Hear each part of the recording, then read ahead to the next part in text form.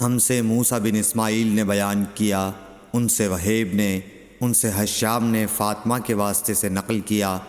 وہ اسما سے روایت کرتی ہیں کہ میں عائشہ رضی اللہ تعالی عنہا کے پاس آئی، وہ نماز پڑھ رہی تھیں۔ میں نے کہا لوگوں کا کیا حال ہے؟ تو انہوں نے آسمان کی طرف اشارہ کیا، یعنی سورج کو گہن لگا ہے۔ اتنے میں لوگ نماز کے لیے کھڑے ہو گئے۔ حضرت عائشہ رضی اللہ تعالی عنہا نے کہا اللہ پاک ہے۔ میں نے کہا کیا یہ گہن کوئی خاص نشانی ہے؟ انہوں نے سر سے اشارہ کیا، یعنی ہاں۔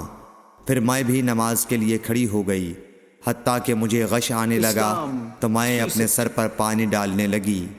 پھر نماز کے بعد رسول اللہ صلی اللہ علیہ وسلم نے اللہ تعالیٰ کی تعریف کی اور اس کی صفت بیان فرمائی۔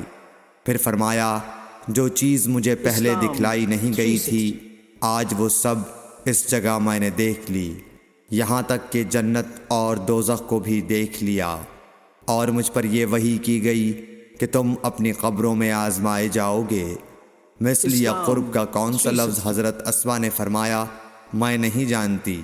فاطمہ کہتی ہیں یعنی فتنہ دجال کی طرح آزمائے جاؤ گے۔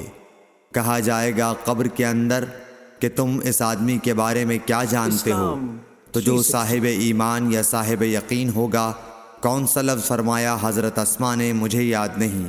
وہ کہے گا وہ محمد اللہ کے رسول صلی اللہ علیہ وسلم ہیں جو ہمارے پاس اللہ کی ہدایت اور دلیلیں لے کر آئے، تو ہم نے ان کو قبول کر لیا اور ان کی پیروی کی۔ وہ محمد صلی اللہ علیہ وسلم ہیں۔ 3 بار اسی طرح کہے گا، پھر اس سے کہہ دیا جائے گا کہ آرام سے سو جا، بے شک ہم نے جان لیا کہ تو محمد صلی اللہ علیہ وسلم پر یقین رکھتا تھا۔ اور بہرحال منافق یا شکی آدمی، میں نہیں جانتی کہ ان میں سے کون سا لفظ حضرت اسما نے استعمال کیا۔ تو وہ منافق یا شکی آدمی کہے گا کہ جو لوگوں کو میں نے کہتے سنا میں نے بھی وہی کہہ دیا، باقی میں کچھ نہیں جانتا۔ صحیح بخاری حدیث نمبر 86۔ قبیلہ عبد القیس کا وفد رسول اللہ صلی اللہ علیہ وسلم کی خدمت میں آیا۔ آپ صلی اللہ علیہ وسلم نے دریافت کیا کہ کون سا وفد آیا ہے یا یہ کون لوگ ہیں؟ انہوں نے کہا ربیعہ خاندان کے لوگ ہیں۔ آپ صلی اللہ علیہ وسلم نے فرمایا کہ مبارک ہو قوم کو آنا، یا مبارک ہو اس وفد کو جو کبھی نہ رسوا ہو نہ شرمندہ ہو۔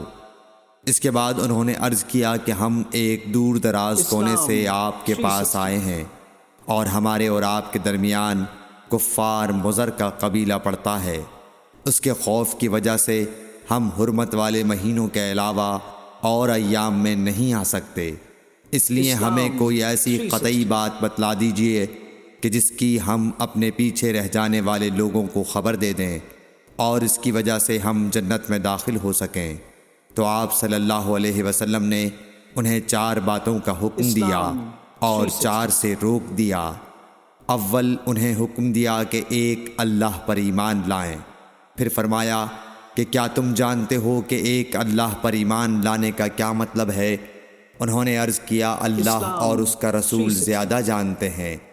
آپ صلی اللہ علیہ وسلم نے فرمایا ایک اللہ پر ایمان لانے کا مطلب یہ ہے کہ اس بات کا اقرار کرنا کہ اللہ کے سوا کوئی معبود نہیں، اور یہ کہ محمد صلی اللہ علیہ وسلم اللہ کے سچے رسول ہیں، اور نماز قائم کرنا، زکوٰۃ ادا کرنا، اور ماہ رمضان کے روزے رکھنا، اور یہ کہ تم مال غنیمت سے 5واں حصہ ادا کرو، اور 4 چیزوں سے منع فرمایا، دبا، حنتم، مزفت کے استعمال سے۔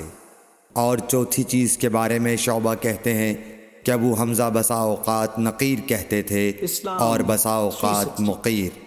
اس کے بعد رسول اللہ صلی اللہ علیہ وسلم نے فرمایا کہ ان باتوں کو یاد رکھو اور اپنے پیچھے رہ جانے والوں کو بھی ان کی خبر کر دو۔ صحیح بخاری حدیث نمبر 87۔